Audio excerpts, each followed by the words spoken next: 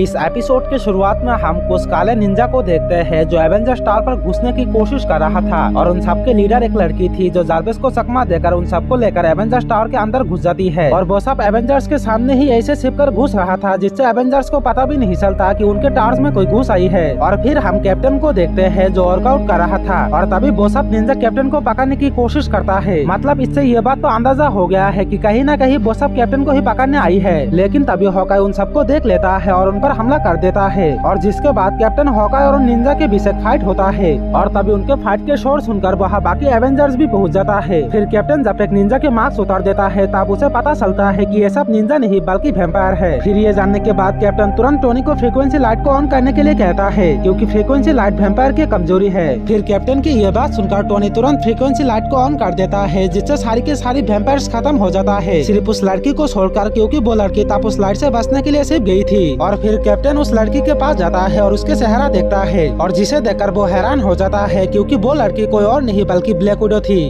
और तभी black window के अंदर से ड्रैकुला की एक आवाज आती है। वो एवेंजर से कहता है कि मैं ब्लैक विडो को छोड़ दूंगा लेकिन इसके बदले कैप्टन को मेरे हवाले करना होगा। और ड्रैकुला की ये बात सुनकर सभी एवेंजर्स हैरान हो जाता है और कहता है कि ये किसकी आवाज हो सकती है जो इतना डरावना है। जिस पर कैप्टन बताता है कि ये ड्रैकुला की आवाज है और जिसे सुनकर सभी एवेंजर्स काफी ज्यादा डर जाता है। फिर इसके बाद वो सब ब्लैक विडो के बारे में डिस्कस करने लग जाता है जहाँ कैप्टन उन सबको बताता है कि ब्लैक विडो अभी भी पूरे वैम्पायर नहीं बनी है और इसीलिए ड्रैकुला उसे पूरी तरह से कंट्रोल भी नहीं कर सकता। और तभी ब्लैक विडो को होश आती है और वो सब पर हमला करके वहाँ से भागने की कोशिश करती है लेकिन वो एक कांच के दीवारों पर टकराकर वापस बेहोश हो जाती है। फिर कैप्टन बताता है कि वैम्पायर कांच पर अपने रिफ्लेक्स देख नहीं सकता और इसीलिए ब्लैक विडो इस कांच के दीवारों पर टकरा गई है, जिसे सुनकर फैल्कन कहता है कि ओ ये तो बिल्कुल मूवी की तरह है। आगे टोनी और फैल्कन ब्लैक विडो पर स्कैन करके ये बात पता लगाता है कि आखिर ब्लैक विडो वैम्पायर कैसे बनी, जहाँ उन्हें पता चलता है कि ब्लैक विडो रेड स्कल के पीछा करता हुआ ट्रांसफॉर्मेनिया गई थी और तब से ही वो एक वैम्पायर बनी है। तभी कैप्टन कहता है कि तो हमें भी तुरंत ट्रांसफॉर्मेनिया जाना चाहिए, लेकिन टोनी को अभी भी यकीन नहीं होता।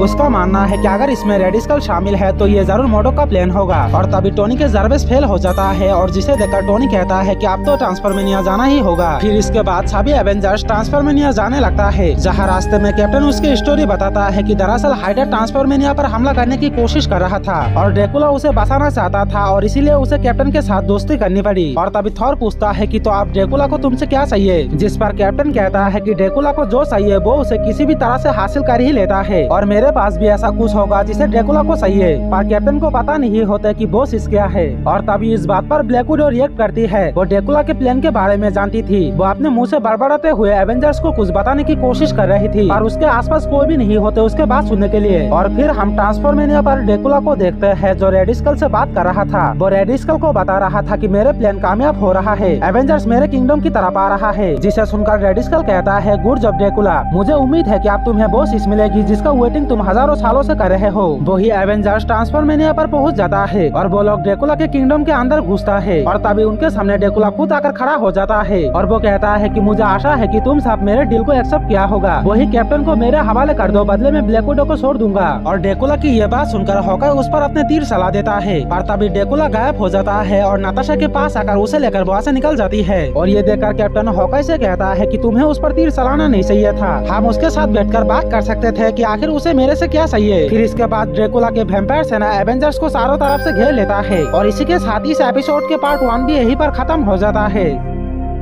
आप पार्ट 2 देखने के लिए इस वीडियो को एक लाइक और चैनल को सब्सक्राइब करके बेल आइकन को ऑल पे दबा देना ताकि पार्ट 2 आने के साथ साथ ही आप लोगों तक नोटिफिकेशन पहुंच पाए।